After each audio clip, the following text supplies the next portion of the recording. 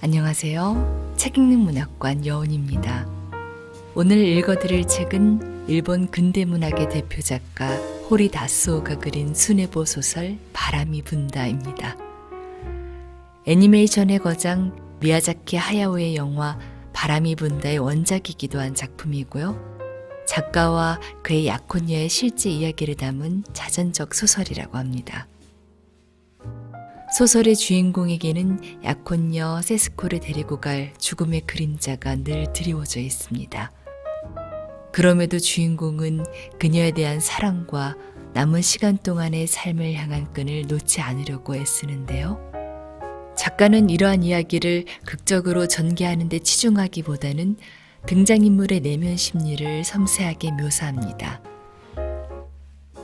그중 소설에 자주 등장하는 바람이 분다 살아야겠다는 폴 발레리의 해변의 묘지 중 한 구절로 등장인물 내면의 강한 의지를 함축하고 있습니다. 바람은 그녀를 데리고 가는 바람일 수도 있지만 세스코와 함께한 추억을 공유하는 매개체, 즉 바람이 불 때 느껴지는 그녀 혹은 함께했던 그들의 삶 자체일 수도 있죠. 죽음과 삶, 그 사이에서 쫓는 순수한 사랑에 관한 이야기, 바람이 분다. 여운의 목소리로 만나보시죠. 구독과 좋아요, 알림 설정으로 함께 해주세요.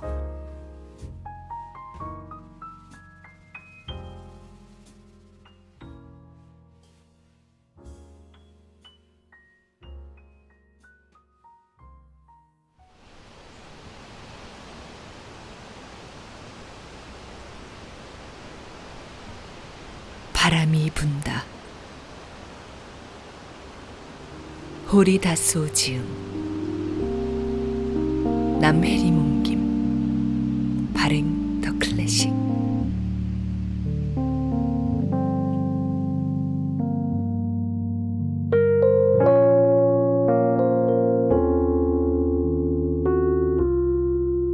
서곡. 그 여름의 날들, 끝없이 펼쳐진 너른 억새밭 어딘가에 서서 네가 그림에 열중하고 있노라면 나는 늘 그 옆에 들이운 한 그루 자작나무 그늘에 몸을 누이곤 했다.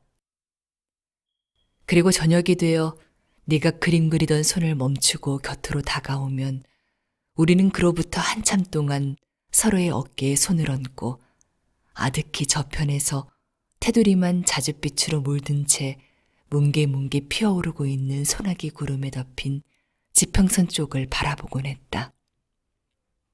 조금씩 저물어가는 저 지평선에서 거꾸로 무언가 태어나고 있기라도 한 것처럼. 그러던 어느 날 오후, 가을이 다 되어갈 무렵이었다. 우리는 네가 그리다가만 그림을 이젤에 걸어둔 채 자작나무 그늘에 드러누워 열매를 베어물고 있었다. 모래와도 같은 구름이 하늘을 스르르 훑으며 지나가고 있었다. 불현듯 어디선가 바람이 일기 시작했다. 머리 위에서는 나뭇잎 사이로 슬쩍슬쩍 보이는 쪽빛 하늘이 커졌다가 작아지기를 거듭했다. 이와 거의 동시에 숲을 속에서 무언가가 쿵 하고 쓰러지는 소리가 들렸다. 방치해 두었던 그림이 이젤과 함께 쓰러지는 소리 같았다. 얼른 일어나려는 너를 나는 지금 이 순간 그 어떤 것도 잃어버리지 않겠노라 다짐이라도 하듯 억지로 내 곁에 붙잡아 두었다. 너는 그런 나를 그대로 내버려 두었다. 바람이 분다. 살아야겠다. 나는 불현듯 튀어나온 이 시구를 내게 기대어 있는 내게 손을 얹으며 속으로 몇 번이고 되뇌이고 있었다. 이윽고 너는 나를 뿌리치고 일어나더니 그림이 있는 쪽으로 갔다. 캔버스는 아직 덜 말라있던 탓에 그새 온통 풀잎을 뒤집어 쓰고 있었다. 캔버스를 다시 이젤에 걸고 팔레트 나이프로 풀잎을 힘겹게 떼어내며 말했다. 이러고 있는 걸 행여나 아버지가 보신다면 너는 나를 돌아보며 알듯 모를 듯한 미소를 지어 보였다.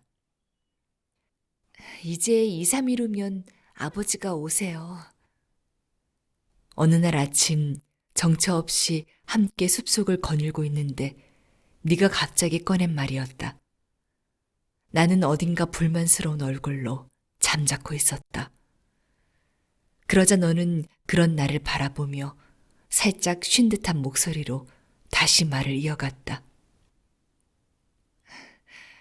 그럼 이런 산책도 더는 할 수 없겠죠? 무슨 산책이든 하려고 하면 하는 거지.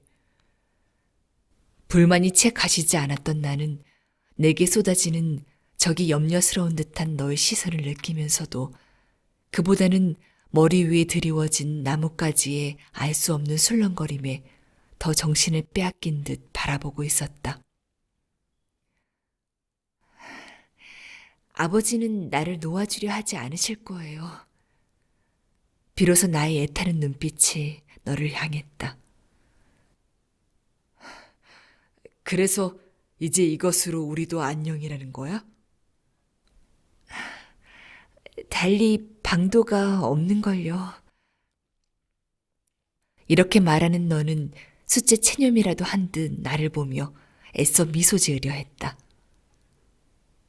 그때 너의 그 낯빛이며 그 입술빛이며 어찌나 창백하던지. 어쩌다 이렇게까지 변한 것일까? 그토록 내게 전부를 맡길 것처럼 보였는데. 나는 생각의 갈피를 잡지 못한 채 나무들이 여기저기 밑동을 드러내기 시작한 좁다란 산길에 너를 앞세우고 힘겹게 발걸음을 떼었다.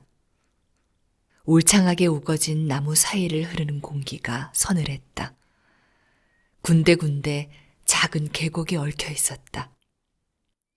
문득 이런 생각이 뇌리를 스쳤다. 너는 올 여름 우연히 만난 나에게 이토록 순종적이었듯이, 아니 그보다 훨씬 더 너의 아버님, 그리고 또한 그러한 아버님까지도 포함해 너의 전부를 끊임없이 지배하고 있는 것에 순순히 몸을 내맡기고 있는 것은 아닌지. 세스코, 네가 정녕 그렇다면 나는 네가 더욱더 좋아지겠지. 좀 더 먹고 살 기반이 잡히거든 기필코 아버님께 따님을 주십사 찾아뵐 테니 그때까지만 아버님 밑에서 지금 그대로 있어 주렴. 나는 속으로 혼잣말을 되뇌며 마치 너의 동의를 구하기라도 하듯 순간 너의 손을 잡았고 너는 그 손을 뿌리치지 않았다. 우리는 그렇게 손을 잡고 계곡 앞에 가만히 멈춰섰다.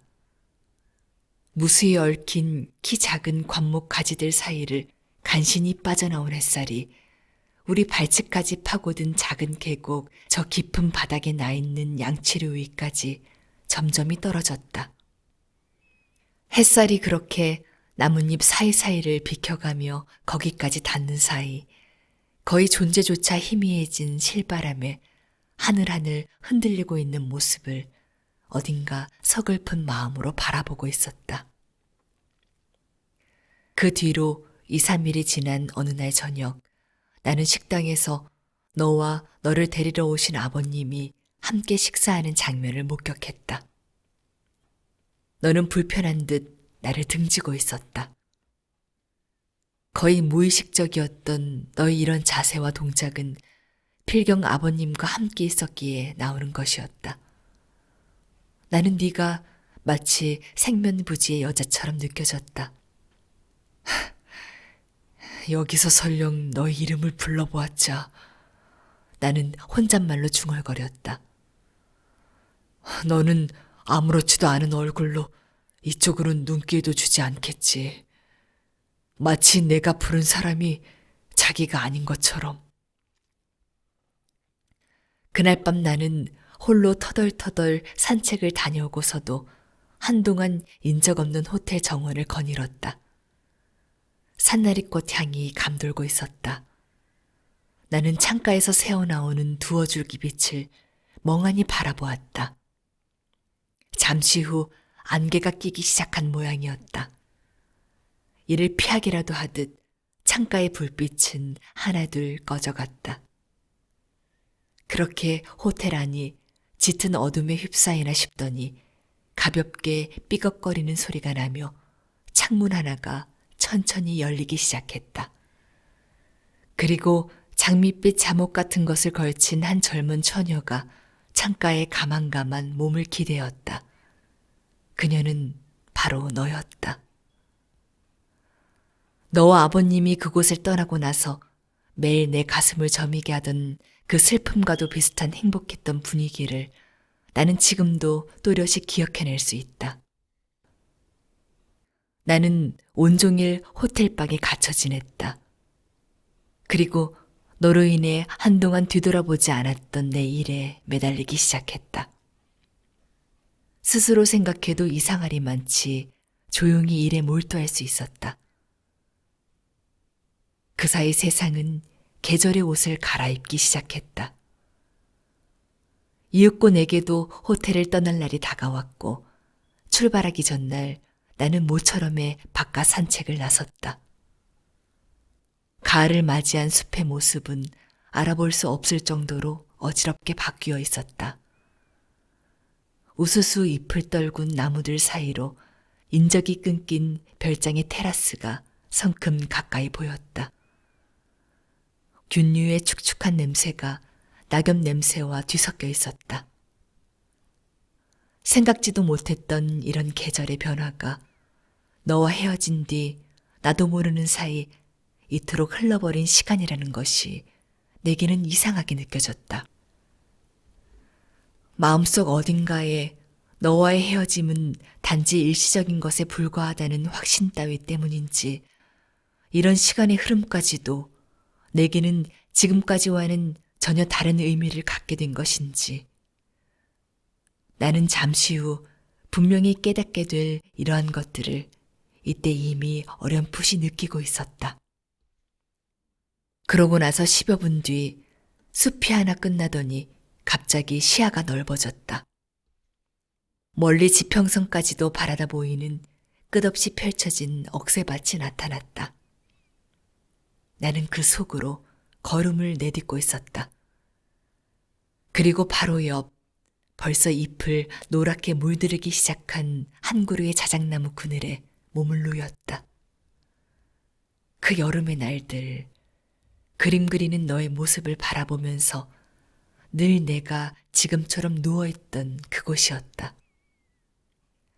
그때는 거의 항상 소나기 구름에 가려 보이지 않던 지평선 언저리였다. 하지만 지금은 이름 모를 먼 산맥과 일렁이는 억새에 새하얀 이삭끝이 뚜렷이 구분되어 그 윤곽을 하나하나 선명하게 드러내고 있었다. 나는 저 멀리 산맥의 모습까지 송두리째 각인시킬 기세로 눈을 부릅뜨고 바라보았다. 그 사이 내 의식 속에는 이제껏 내 안에 숨어있던 자연이 나를 위해 정해둔 것을 이제야 비로소 발견했다는 확신이 점차 또렷이 아로 새겨지기 시작했다.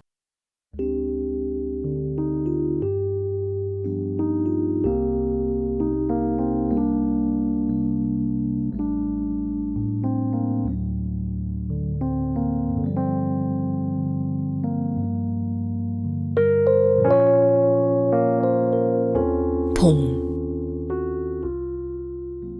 3월이 되었다. 어느 날 오후 여느 때와 마찬가지로 산책 나온 길에 들른 것처럼 세스코의 집을 찾았다. 현관을 들어가자마자 나오는 정원수들 사이에서 세스코의 아버지는 인부들이 쓸 법한 커다란 밀짚 모자를 쓰고 한 손에는 가위를 쥔 채 나무를 손질하고 계셨다. 그 모습을 본 나는 어린아이 마냥 나뭇가지 사이를 헤치며 가까이 다가가 두어 마디 인사말을 나눈 후 그 자리에 서서 세스코 아버지의 나무 손질하는 모습을 신기한 듯 바라보았다. 그렇게 나무 사이에 완전히 둘러싸여 있는데 여기저기 잔가지 위에 희끄무리한 것들이 빛나고 있었다. 모두 꽃봉오리 같았다. 그 녀석도 요즘은 많이 건강해진 것 같은데 말이지. 아버님은 갑자기 이쪽을 향해 고개를 들어 올리시더니 그 무렵 막 나의 약혼녀가 된 세스코에 관해 이야기하기 시작했다. 조금만 더 날이 풀리면 어디 조용한 곳으로 요양이나 보낼까 하는데 이 자네 생각은 어떤가? 그것도 괜찮겠죠. 나는 우물거리며 좀 전부터 눈앞에 어른거리는 꽃봉오리 하나에 신경을 쓰는 척했다. 이런 나는 아무래도 상관없다는 듯 아버님은 어디 좋은 데 없나 하고 우리도 알아보고는 있네만. 하며 말씀을 이어가셨다. 세스코 말로는 F 요양원이 어떻겠냐고 하는데 이 자네가 거기 원장님을 좀 안다면서. 예. 나는 다소 건성으로 대답하며 아까 보았던 하얀 봉오리를 비로소 찾아 이쪽으로 잡아당겼다. 그런데 그런 곳에 이 저 녀석이 혼자 있을 수 있을지. 다들 혼자서 가는걸요. 그래도 저 녀석은 좀 힘들겠지. 아버님은 어딘가 난처한 표정이었다. 하지만 나를 향한 눈길을 거둔 채 눈앞에 있는 나뭇가지를 갑자기 가위질하기 시작했다. 그 모습을 보고 있던 나는 더 이상 견디지 못하고 아버님이 내 입에서 나오기만을 기다리고 있는 그 말을 마침내 꺼냈다. 여차하면 제가 함께 가겠습니다. 이제 막 시작한 일도 그때쯤이면 정리가 될 것 같으니까요. 나는 이렇게 말하며 겨우 붙잡은 꽃봉오리 달린 나뭇가지에서 다시 살짝 손을 놓았다. 그때 아버님의 얼굴이 갑자기 밝아지는 것이 보였다. 그렇게 해준다면야 더 바랄 게 무에 있겠나. 그저 자네에게 미안할 따름이지. 아닙니다. 오히려 그런 산속에 있는 편이 일이 더 잘 될지도 모르죠. 그렇게 우리는 그 요양원이 있는 산골 마을에 대해 이야기를 나누다가 어느샌가 아버님이 손질 중인 정원수로 화제를 옮겼다.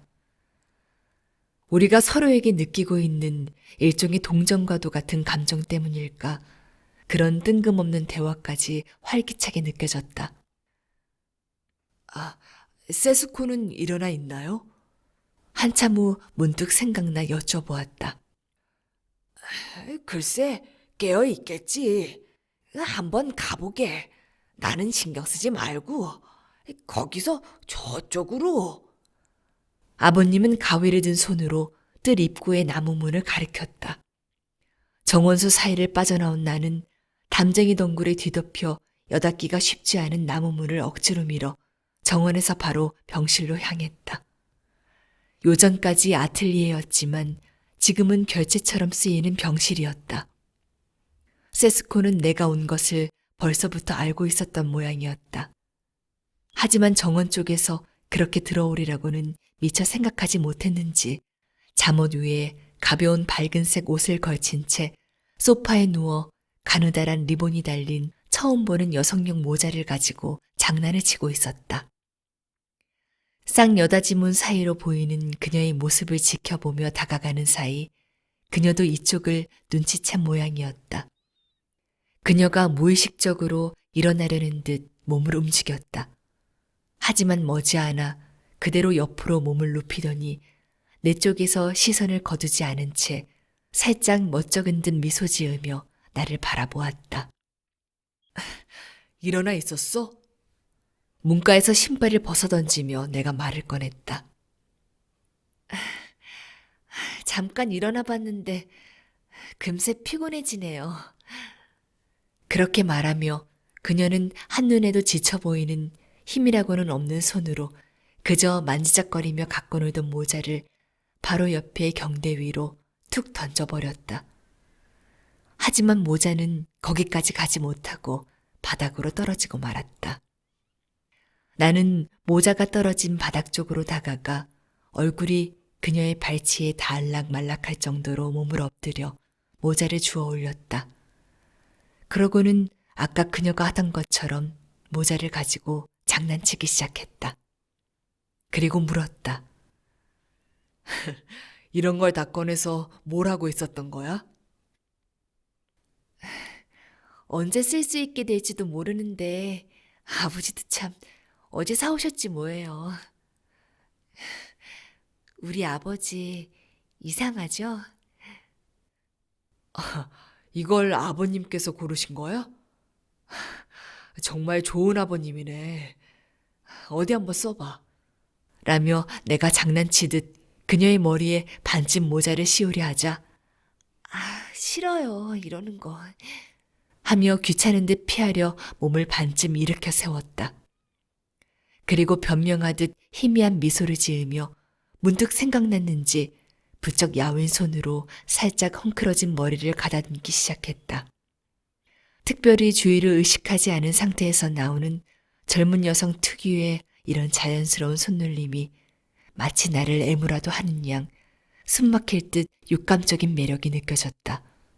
그리고 그 매력은 무심코 거기서 눈을 떼지 않고는 견딜 수 없을 정도였다. 잠시 후 계속 손으로 장난치고 있던 그녀의 모자를 옆에 있는 경대에 가만히 올려놓은 나는 무언가 불현듯 떠오른 것처럼 입을 굳게 다물었다. 여전히 그녀에게서 눈을 돌린 채였다. 화났어? 그녀가 순간 이쪽을 올려다보며 걱정스러운 눈빛으로 물었다. 그런 거 아니야. 나는 그제야 비로소 그녀를 바라보며 아까 하던 이야기를 이어서 하는 것도 아니면서 불쑥 이렇게 말했다. 아까 아버님께서 말씀하시던데 세스코 정말 요양원 들어갈 생각인 거야? 네, 이러고 있다고 언제 좋아진다는 보장도 없는걸요. 빨리 좋아지기만 한다면야 어디든 갔을 거예요. 다만 왜 그래?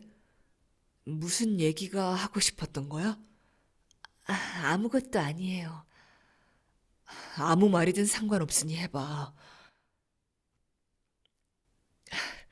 계속 말을 안 하네. 그럼 내가 할까? 세스코, 내가 함께 가길 바라는 거지?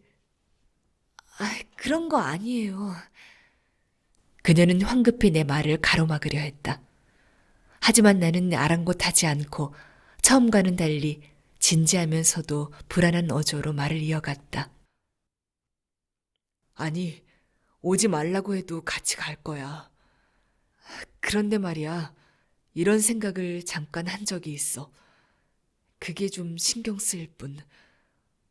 나는 이렇게 너와 함께하기 전부터 어딘가 쓸쓸한 산속에서 세스코처럼 사랑스러운 아가씨와 단둘이 살면 좋겠다고 생각한 적이 있거든.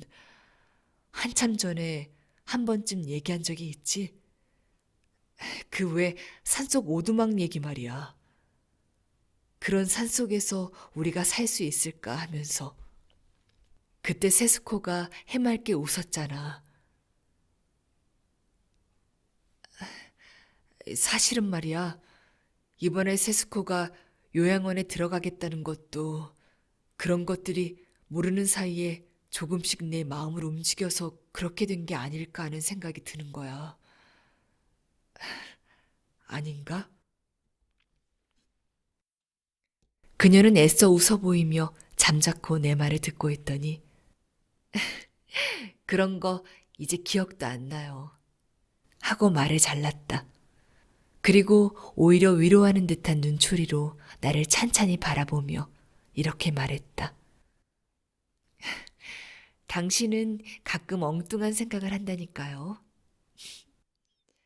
그로부터 몇 분 후 우리는 마치 아무 일도 없었다는 얼굴로 쌍여다지문 너머 푸른 잔디 위로 아지랑이 같은 것들이 피어오르는 모습을 신기한 듯 바라보고 있었다.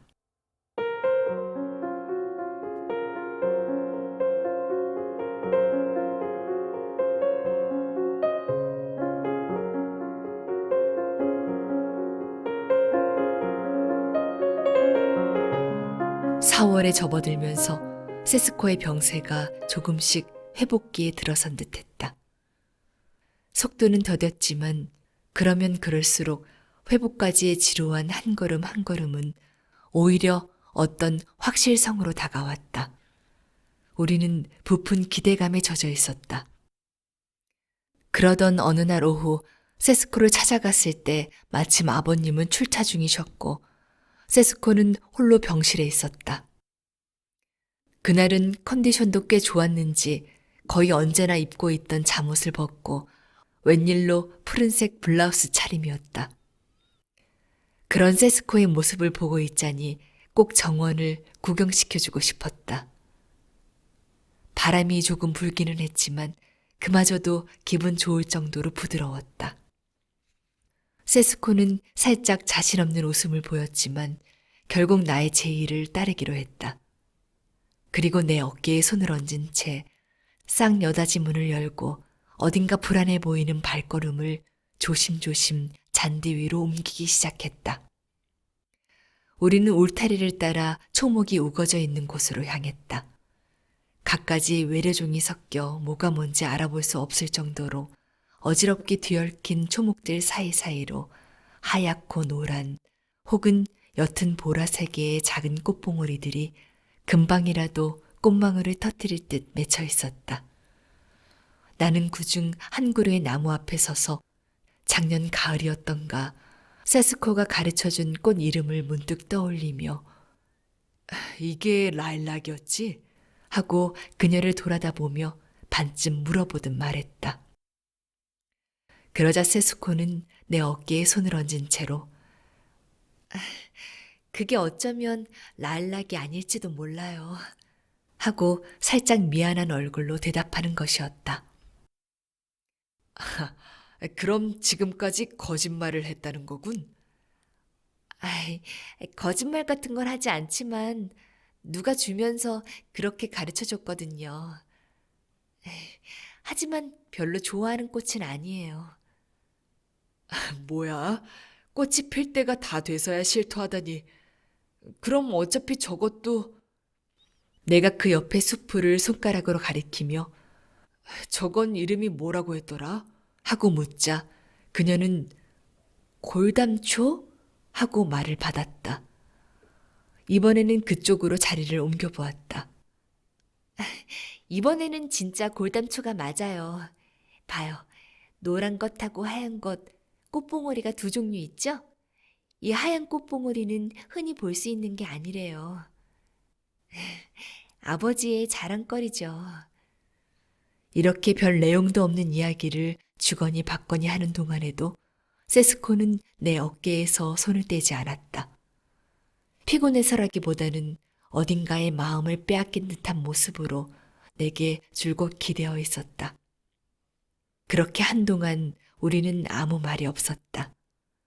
그래야만 이 꽃향기에 피어나려 하는 우리의 삶이 잠시나마 그 자리에 머물 수 있다는 듯이. 이따금 울타리 저편에서 부드러운 바람이 마치 억눌려 있는 호흡이 터져나오듯 불어와 우리 앞에 수풀을 스치며 그 잎을 살랑거리게 하고는 거기에 그녀와 나만을 오롯이 남겨둔 채 지나가곤 했다. 돌연 그녀가 내 어깨에 얹고 있던 자신의 손 안에 얼굴을 묻었다. 그녀의 심장이 여느 때보다 빠르게 뛰고 있었다. 피곤해? 하고 부드럽게 묻자 그녀는 아니요 라며 가느다란 목소리로 대답했다. 하지만 나는 가만 어깨에 실려오는 그녀의 무게를 느낄 수 있었다. 내가 이렇게 몸이 약해서 당신에게 왠지 미안해요. 그녀는 이렇게 속삭였지만 그것은 들었다기보다는 들은 것 같은 느낌이 드는 그런 속삭임이었다. 그렇게 몸이 약하기 때문에 내가 너를 더욱더 사랑스럽게 여긴다는 걸 어째서 모르는지. 나는 답답한 마음을 속으로 토로하며 겉으로는 짐짓 아무것도 듣지 못한 양 미동도 없이 가만히 있었다.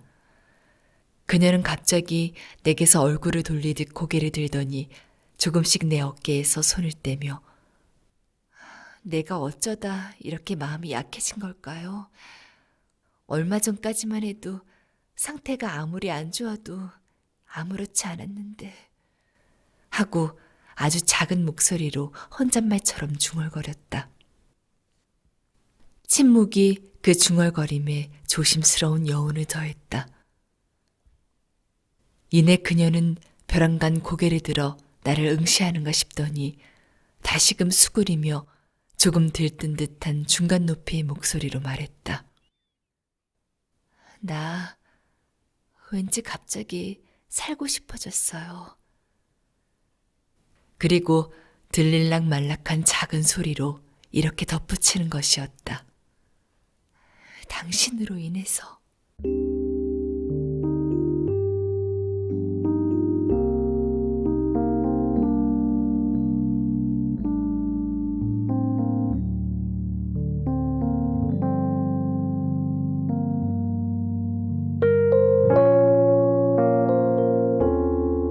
그것은 벌써 2년 전, 그러니까 우리가 처음 만났던 여름 어느 날 내가 무심코 내뱉은 그때부터 무의식적으로 즐겨 읊어대곤 했던 바람이 분다, 살아야겠다. 이 시구가 그동안 줄곧 잊혀 있다가 어느 순간 갑자기 우리에게 되살아났을 정도로 이른바 삶을 앞서간 삶 그 자체보다 더욱 생생하고 가슴 시릴 정도로 즐거운 날들이었다. 우리는 그달 말에 야스가타케 산기슭에 자리 잡은 요양원에 가기 위한 채비를 했다. 나는 조금 알고 지내던 그 요양원 원장님이 이따금씩 상경한다는 이야기를 듣고 요양원으로 가기 전 한번 기회를 모아 세스코의 병세를 진단받아 보기로 했다. 그러던 어느 날 겨우 교회에 있는 세스코의 집까지 원장님을 모신 뒤 첫 진단을 받을 수 있었다. 뭐 그리 대단할 건 없을 겁니다. 그 한 2, 3년 산속에서 좀 참고 지내다 보면. 이 말만을 남기고 부랴부랴 자리를 뜨려 하는 원장님을 나는 역까지 바래다 드렸다. 나라도 병의 상태를 좀 더 정확히 듣고 싶었기 때문이었다. 그런데 이런 얘기는 환자에게는 하지 말아주게나. 이 부친께는 조만간 내가 말씀드릴 테니. 원장님은 이렇게 말문을 열더니 다소 골치 아픈 표정으로 세스코의 병세에 대해 상당히 자세하게 설명해 주었다. 그리고 그 설명을 잠자코 듣고 있는 나에게도 안 됐다는 듯 이렇게 말하는 것이었다. 이 자네도 낯빛이 그게 뭔가. 이참에 자네 몸 상태도 한번 봐둘 걸 그랬구먼. 역에서 돌아와 다시 병실로 가보니 아버님은 그대로 누워있는 세스코 곁을 지키며 요양원으로 떠날 날짜를 함께 상의하고 계셨다. 나도 침울한 표정을 지우지 못한 채 대화에 끼어들었다. 그런데 잠시 후 아버님은 볼 일이라도 생각난 듯 자리를 뜨며 이제 이 정도까지 호전됐으니 이 여름 동안만이라도 다녀오면 더 좋지 않겠나. 하고 도무지 진심으로는 들리지 않는 말을 남긴 채 병실을 나섰다. 단둘이 남게 된 우리는 누가 먼저랄 것도 없이 입을 닫아버렸다. 봄날에 저녁 노을이 지고 있었다. 나는 아까부터 느껴지던 두통이 점점 심해지는 것을 알았지만 그녀가 눈치채지 못하도록 자리에서 일어나 유리문 쪽으로 다가가서는 한쪽 문을 반쯤 열고 몸을 기댔다. 그리고 한동안 내 자신이 무슨 생각을 하고 있는지도 모를 정도로 멍한 상태로 향이 참 좋네. 무슨 꽃이려나? 하며 희미하게 서린 안개 저편의 초목 근처를 허허로운 시선으로 바라보았다. 뭐 하고 있어요? 등 뒤에서 세스코의 조금 쉰 목소리가 들렸다. 그 목소리는 일종의 마비된 것 같은 상태의 나를 깨어나게 했다. 나는 그녀에게서 등을 돌린 채 마치 무언가 다른 일을 생각하고 있기라도 한 것처럼 세스코에 관한 일이나 요양원에 대해서, 그리고 그곳에서의 생활에 대해서 생각하고 있지. 하며 어색하게 더듬거렸다. 그런데 그렇게 말하다 보니 마치 정말로 방금 전까지 그런 생각을 했던 것만 같은 착각이 들었다. 그래, 그러고 나서는 아마 이런 생각을 했던 것 같다. 그곳에 가면 정말 여러 가지 일이 일어나겠지. 하지만 인생이란 네가 늘 그래왔듯 모든 것을 그저 다 내맡겨버리면 돼. 그러다 보면 미처 바라지도 못했던 것들까지 우리에게 주어질지도 모르잖아. 속으로 이런 생각까지 하면서 그러한 자신을 전혀 깨닫지 못한 채 나는 오히려 아무 의미도 없어 보이는 사소한 이미지들에 완전히 사로잡혀 있었다. 뜰에는 아직 희미한 빛이 남아 있었지만 정신을 차려보니 방 안은 온통 어스름하였다. 불 켤까? 얼른 정신을 가다듬으며 내가 말했다. 그리고 아직은 켜지 말아줘요. 하고 대답하는 그녀의 목소리는 전보다도 더 쉬어 있었다. 우리는 한동안 아무 말도 하지 않았다.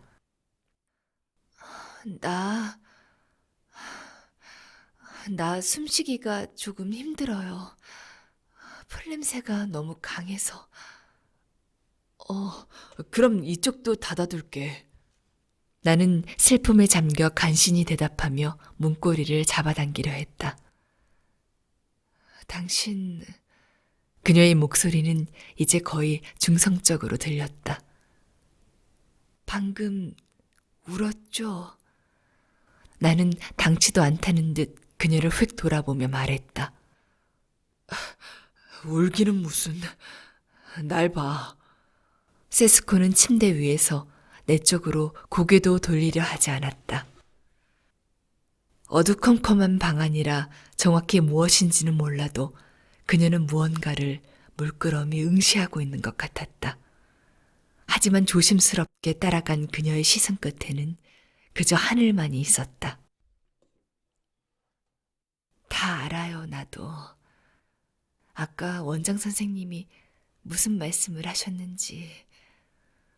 나는 무슨 말이든 하고 싶었지만 그 어떤 말도 나오지 않았다. 그리고 그저 소리나지 않게 가만히 문을 닫으며 다시금 저녁 노을이 지고 있는 창밖 풍경에 빠져들기 시작했다. 잠시 후 등 뒤에서 깊은 한숨 같은 것이 들려왔다. 미안해요. 그녀의 목소리였다. 그 목소리는 아직 가늘게 떨고 있었지만 조금 전보다는 훨씬 차분해져 있었다. 이런 거 신경 쓰지 말고 우리 앞으로 정말 살 수 있는 데까지 살아봐요. 뒤돌아보니 그녀는 손끝으로 눈시울을 가린 채 움직임이 없었다.